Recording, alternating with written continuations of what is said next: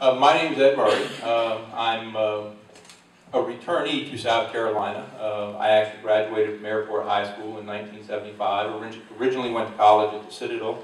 Was a member of the class of '79. I left there in my sophomore year because my dad had his first heart attack, and so I had to leave the Citadel and join the United States Navy, and served in the Navy in the Navy's nuclear power program. When I got out of the Navy, my dad had moved to Texas, so I went to Texas and helped him run some restaurants. And as part of that process, I took some accounting and business courses and ended up becoming a financial aid administrator at the post-secondary level. Then got into post-secondary administration, curriculum development, and other things at the post-secondary level. One of the things I kept asking myself was, why are we getting students coming to us who can't read, who can't write, who can't do basic math skills? So I kept asking that question and never did get satisfactory answers. But I went on with my career, started working with a CPA firm, auditing college financial aid programs, eventually left that to help my brother open a patent law practice. And while he was doing that, my son's high school was desperately in need of math and science teachers. And so I threw my hat into the ring after talking to my brother and say, if I do your work at night and on the weekends, will you let me go teach? So the school district called me back in 1999, the day before school started, and said, can you teach physics? I said, if you're willing to let me in the classroom, I'm willing to try. So I've been in public education ever since then, and still in the public schools today. I came back to South Carolina in 2005 after my son left for the Air Force. Wanted to come home, and I'm happy to be back in South Carolina. I'm currently the athletic director and assistant principal at Orangeburg-Wilkinson High School, and I think that's a very important distinction because I'm in the schools every day and have been in the schools every day since 1999. So I look forward to talking to you more tonight. Thank you. Well, good evening. Thank you for being here tonight. I'm Molly Spearman. I live in Saluda County, where I grew up on a dairy farm. I'm a product of the public schools of South Carolina. Went to Lander College, majored in music education. Taught school music for 18 years, served as an assistant principal. In 1992, my career, I had the opportunity to run for the state legislature, and I was elected to 4 terms from Saluda County and Lexington County. I served on the education committees, and my last position was on Ways and Means K-12. So I've had the experience of working in the legislature, know those members very well, respect what they do, the difficult tasks they have, but also understand the budgeting process and how it works. In 1998, I went to work at the Department of Education as Deputy Superintendent for Governmental Relations. I worked as a lobbyist on policy for the Department of Education. And again, work very closely with the business community and the legislature, parents, to move our state forward. In 2004, I moved to the job I'm currently in as director of the South Carolina Association of School Administrators. I work very closely representing all the principals on district level, personnel, superintendents in the state, and again, have really given my life to be an advocate for public education. I feel that I have developed the relationships, I have the understanding of the knowledge, and I really have a desire to move our state forward. I think the reason I'm running is that I'm tired of us being so negative. I think I want to focus on the positive things that we're doing here in the state. I realize we have our challenges, but I want to duplicate the things that we're doing well and work on those things where we need to improve. I want to pat all these wonderful teachers and educators on the back, but encourage them to improve and move our state forward. And I think my entire career has really brought me to this point where I can bring all the stakeholders together. We have all these wonderful jobs and careers in South Carolina, but a real crisis that we may not have the graduates prepared to fill those jobs. So I'm going to focus on making sure that every graduate is prepared for that next step, whether it's going on to college, technical school, right into the military, or a career.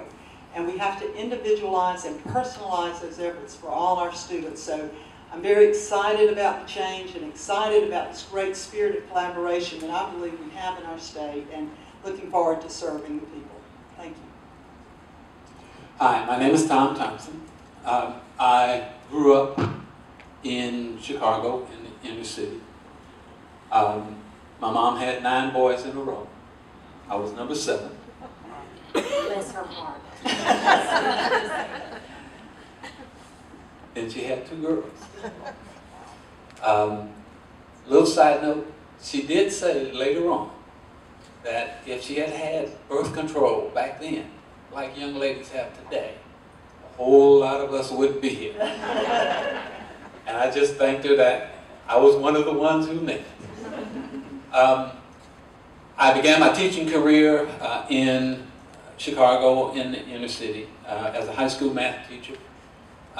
Moved on to become an assistant principal in Beloit, Wisconsin, and came to South Carolina as principal of Winsboro High School after leaving Beloit.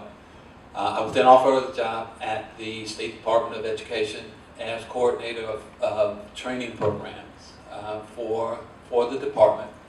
Our job in the Administrators Leadership Academy was to provide professional development for principals and superintendents. So I went from being a principal to helping to train other principals and superintendents. I was then offered a job by the University of South Carolina, where I stayed for 16 years in the Department of Educational Leadership and Policies. And again, my role there was to help to train educators who were interested in careers as school administrators. Again, helping to move from being a principal to training upcoming principals and superintendents. I was then asked to go to the South Carolina State University as Dean of the School of Graduate Studies. I now work for Walden University as coordinator of their PhD program in the College of Education. So I spend most of my day communicating with students around the world about educational issues in their country and in the United States. I've also had advanced leadership training at Harvard University, Howard University, and USC School of Business.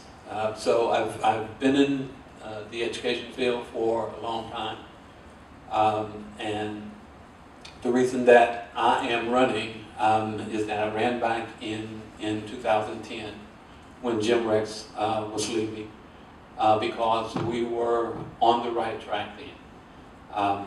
When I decided to run, I happened to run into one of the state board members and indicated to her that I was running, and the person that I was with said, yeah, he's the guy that you should vote for. And that particular board member said, no, that's not right. And it hurt my heart. But she said, it's because Jim Rex should remain, because we were just beginning to turn the corner in public education. And I'm running because we need to continue that direction, taking public education in a positive direction as opposed to in the other direction. Regarding Common Core, the state of South Carolina is continuing to implement the rollout of Common Core standards for next fall despite tremendous controversy. The new math and English benchmarks to compare our nation's schools to one another have polarized our political, our business, and our education communities. Do you support the continued implementation of Common Core standards, or would you support repealing or replacing to another standard? Well, that question has really been answered by our state legislature, and I supported the compromise that came out, originated in the Senate. This is very controversial. I believe that education is best at the state and local level, and that if we don't watch it, the federal government oversteps its boundaries often. So I support the review of our current standards. As state superintendent, that will be coming to the new superintendent in January, one of the first things to look at. I'm really hoping that this panel of South Carolina teachers and educators, parents are involved, business community members are involved, that they are going to do a good job. We owe it to our children that we must have high college and career-ready standards, and I'm expecting that's what's going to come out of that panel. If not, we'll start and make sure that that's what we get. So as far as Common Core, that's been settled. We will not be a part of the Common Core program, but that does not mean that we cannot have great high college and career standards, and I believe that's what we're going to find through this panel. I'll certainly support that and push that through as the next state superintendent. Mr. Thompson? I support that. The Common Core standards as they are currently written, but I also would support different set of standards that we develop locally. What we have to make sure is that our standards are rigorous. The current standards that we have need to be recalibrated so that they are more rigorous. The thing that I support about Common Core is that that was going to do that. In addition, Common Core was going to change our approach to testing so that we're focusing more on problem solving and critical thinking rather than memorization of facts, which our students need to be exposed to so that as they develop their critical thinking skills and they get to graduation, then they're more prepared for the workforce or going on to higher education. But I would also like to say that the federal government is not our enemy. Yes, the federal government has an interest in public education, and the federal government should have an interest in public education. You will find conversation in the literature that the federal government sees public education as a national security issue, and there have been discussions around the need to make sure that all of our states are delivering high-quality education, preparing our children for the workforce or for higher ed. So the federal government works in cooperation with states. Yes, when they give money, there are strings attached to that money, but we need that money, and we need to look at those strings as how do we work that into what we are doing as opposed to looking at it as something extra that we have to do. Mr. Murray?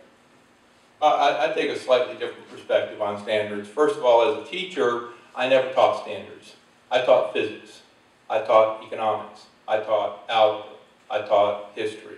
Those were the subjects that I taught, and I was steeped in those subjects. I understood my subjects, and I understood what I needed to get across to my students. So standards for me were something that I would use as a reference source. If I wanted to take a look at a particular topic and see what direction I wanted to take it, I might look at the standards and see what they were telling me to do and maybe include that. But it wasn't the driving force behind instruction in my classroom, and I doubt that it's the driving force behind the instruction in teachers' classrooms today unless they're being forced to do that, because the subject matter is what we teach. Now, as far as standards are concerned, I think they are a great reference source. And Common Core, what I liked about Common Core is two things. First of all, our old standards were actually very good on knowledge acquisition, what our students need to know. But Common Core was bringing two things to the table that we didn't have with the old standards. How do we apply what we know? And then how deep is our understanding of what we know? And those two issues are critical issues moving forward, that our students need to be able to apply their knowledge, and they need to return to the issues of fluency that they once had. One of the common problems that I had in my physics classroom was that I'd have students coming in who couldn't do their multiplication tables. Because once they learn their multiplication tables, they're handed a calculator, and they're no longer required to go through that repetitive process to make the multiplication tables second nature to them. And that's what Common Core was going to bring in.